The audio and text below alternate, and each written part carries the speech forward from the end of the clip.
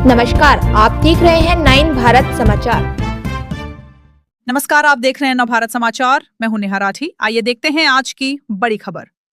केंद्रीय पर्यटन एवं संस्कृति मंत्री गजेंद्र सिंह शेखावत बुधवार को विशेष विमान से अल्प प्रवास पर जोधपुर पहुंचे। एयरपोर्ट पर मीडिया से बातचीत में उन्होंने नेपाल की हालिया घटना पर चिंता जताई और कहा कि भारत सरकार पूरी तरह सतर्क है। उन्होंने बताया कि नेपाल में बड़ी संख्या में भारतीय रहते हैं, लेकिन उनके खिलाफ किसी भी तरह की घटना या हरकत की सूचना अब तक नहीं मिली।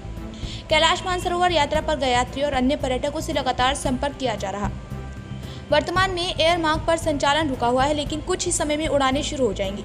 भारत सरकार में विमान पहले से ही नेपाल में खड़े हैं और भारतीय नागरिकों को सुरक्षित लाने की पूरी व्यवस्था की जा रही। शेखावत ने कहा कि सड़क मार्ग फिलहाल सुरक्षित और प्रभावी विकल्प है, लेकिन अभी हालात सामान्य नहीं है। थोड़ा रुकने के बाद ही यात्रा करने की सलाह दी जाती है। प्रधानमंत्री नरेंद्र मोदी ने पंजाब, हिमाचल और जम्मू के दौरे से लौटते ही दिल्ली में समीक्षा बैठक की और सभी व्यवस्थाओं की मॉनिटरिंग की। नेपाल के साथ भारत के संबंधों पर उन्होंने कहा कि दोनों देशों के बीच रोटी बेटी का रिश्ता है, जो हजारों साल पुराना है। नेपाल की घटना से इन संबंधों पर कोई असर नहीं पड़ेगा। भारत पूरी तरह सुरक्षित है, सीमाएं सुरक्षित हैं और देश ऐसी परिस्थितियों से निपटने के समक्ष है। उपराष्ट्रपति चुनाव को लेकर पूछे गए सवाल पर शेखावत ने कहा कि 15 वोट खारिज होना चिंता और दुख का विषय है। हुई तो भारत सरकार की ओर से अपने लोगों को सुरक्षित करने कौन सा इंतजाम किए जा रहे हैं? देखिए, माननीय प्रधानमंत्री जी ने कल जिस तरह से नेपाल के सारे घटनाक्रम पर ट्वीट करते हुए अपनी तरफ से जो चिंता जाहिर की थी, उससे सब कुछ हम सब के सामने स्पष्ट हो जाता है।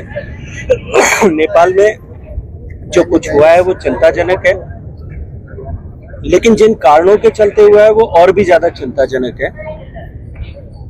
नेपाल में रहने वाले भारतीय जो बहुत बड़ी संख्या में रहते हैं, वो सभी लोग सुरक्षित हैं। उन्हें किसी तरह का कोई खतरा या उनके खिलाफ किसी तरह की कोई भी हरकत अब तक संज्ञान में नहीं आई है। जो पर्यटक भारत के नेपाल में थे, दर्शनार्थी थे, कुछ लोग कैलाश मानसरोवर की यात्रा के चलते हुए उस मार्ग पर थे, उन सब लोगों से निरंतर संपर्क बनाया हुआ है, क्योंकि वहां अभी नोटम लगा है, वहां किसी भी तरह का एयरपोर्ट ऑपरेशन नहीं हो रहा है। भारत सरकार सतत दृष्टि इस पर बनाए हुई है। अगले 3-4 घंटे में शायद वहां एयरपोर्ट ऑपरेशन शुरू हो जाएगा। वहां हमारे हवाई जहाज पहले से खड़े हैं। सारे हवाई यात्री जो लोग पहले से वहां गए हुए हैं, उन सब के लिए उन सबको इवैक्यूएट करने की व्यवस्था पहले से वहां सुनिश्चित की गई है। लेकिन भारत और नेपाल के बीच में आवागमन का रोड का साधन जो है, वो रास्ता बहुत इफेक्टिव भी है, पॉपुलर भी है, बहुत सामान्य रूप से लोग उपयोग करते हैं। वो रास्ता जो एहतियात हमको बरतना, उस एहतियात के साथ में वो रास्ता आज भी खुला है। लेकिन अभी भारतीय लोगों को हमने अपेक्षा की है कि वो लोग अभी जिस तरह की स्थिति परिस्थिति वहां है, कर्फ्यू लगा हुआ है बहुत सारे शहरों में, नगरों में, उसके चलते हुए वो अभी ट्रैवल ना करें।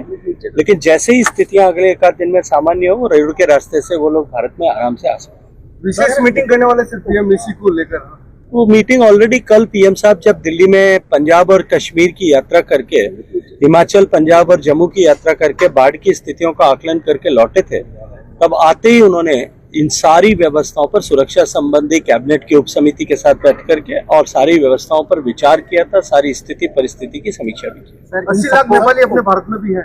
निश्चित रूप से वो हमारे मित्र हैं। नेपाल हमारा मित्र राष्ट्र है। नेपाल के साथ हमारा रोटी बेटी का संबंध है। नेपाल के साथ हमारा दिल का रिश्ता है और वो रिश्ता हजारों साल पुराना है। इसलिए हमारे रिश्ते में कहीं भी इन सब घटनाक्रम का न पहले भी इस तरह के घटनाक्रम होने पर कोई प्रभाव हुआ है, न आज भी होने वाला है। सरकार ने जलंधर बिल जो है सर, राजस्थान सरकार ने कल पास किया है, उसकी सब तरफ तारीफ हो रही है सर, आप क्या कहेंगे? मैं उसका हृदय पूर्वक स्वागत करता हूँ। अगर पहले ऐसा हुआ होता तो शायद देश में जो डेमोग्राफिक नुकसान हुआ है वो शायद कहीं हद तक रुक पाता। सर, इन सबको देखते हुए भारत का सुरक्षित देश है कि मोदी जी 100% सुरक्षित है। आप बिल्कुल चिंता मत करिए और आपके दर्शकों से भी कहूंगा कि वो भी चिंता करना बंद कर दे। भारत की सीमाएं सुरक्षित है, भारत आंतरिक दृष्टिकोण से सुरक्षित है, न केवल सुरक्षित है अपितु ऐसी हर परिस्थिति का जवाब देने के लिए सशक्त भी है और समर्थ भी है। सर, श्रीलंका, बंगाल और नेपाल सर, लगातार जो आसपास के देशों में घटनाक्रम हो रहा है, कहीं ना कहीं देश के लोगों की चिंता बढ़ रही है। कि मैंने कहा, जो मैंने अभी कहा फिर दोहरा देता हूं, भारत की सीमाएं सुरक्षित है, भारत आंतरिक दृष्टिकोण से सुरक्षित है और भारत लोकतांत्रिक रूप से, भारत के लोगों की भावना, लोकतंत्र में आस्था और भावना इतनी प्रबल है कि भारत में इस तरह का कोई कभी भी आज नहीं, आने वाले 100 साल में भी कभी इस तरह की स्थिति परिस्थिति बने, इसकी संभावना नहीं है। सर पढ़े लिखे वोट करते हैं, उपराष्ट्रपति चुनाव में 15 वोट खारिज हो जाते हैं। निश्चित रूप से चिंता की विषय है, निश्चित रूप से दुख का भी विषय है, लेकिन अभी ये तय होना बाकी है कि पहले, क्योंकि लोकतांत्रिक व्यवस्था में वोट सीक्रेट है, तो ये तय नहीं किया जा सकता कि किसका वोट खारिज हुआ है, लेकिन जिनका भी हुआ है वो निश्चित रूप से हम सब के लिए दुख का विषय। सर जोधपुर एयरपोर्ट उद्घाटन की करीब पहुंच रहे हैं। चलिए इंतजार करिए, अच्छा होगा। सर उपराष्ट्रपति चुनाव में भारी मतों से भारतीय एनडीए, जैसा मैंने पहले भी कहा था, कल सुबह आप ही के मीडिया के मित्रों ने दिल्ली में, जब मैं वोटकास्ट करके 10:30 बजे निकला था, तब मुझे पूछा था कि राहुल गांधी जी ने और सुदर्शन रेड्डी उन दोनों ने ही अंतरात्मा की आवाज पर वोट देने का आह्वान किया। और तब मैंने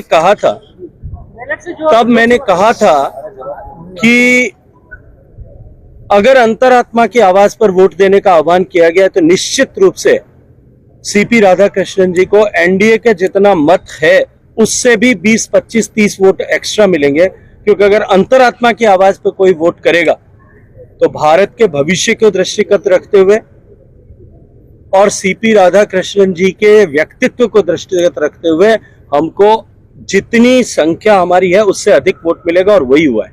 सर तो जहां तक बैलेट के पर प्रश्न खड़े करने का, मैं सिर्फ इतना कहना चाहता हूं कि जो कल तक ईवीएम पे प्रश्न खड़ा करके बैलेट को अच्छा बता रहे थे, वो आज अपने आप को हंसी का पात्र बनाते हुए वो अब बैलेट पर संदेह व्यक्त कर रहे हैं।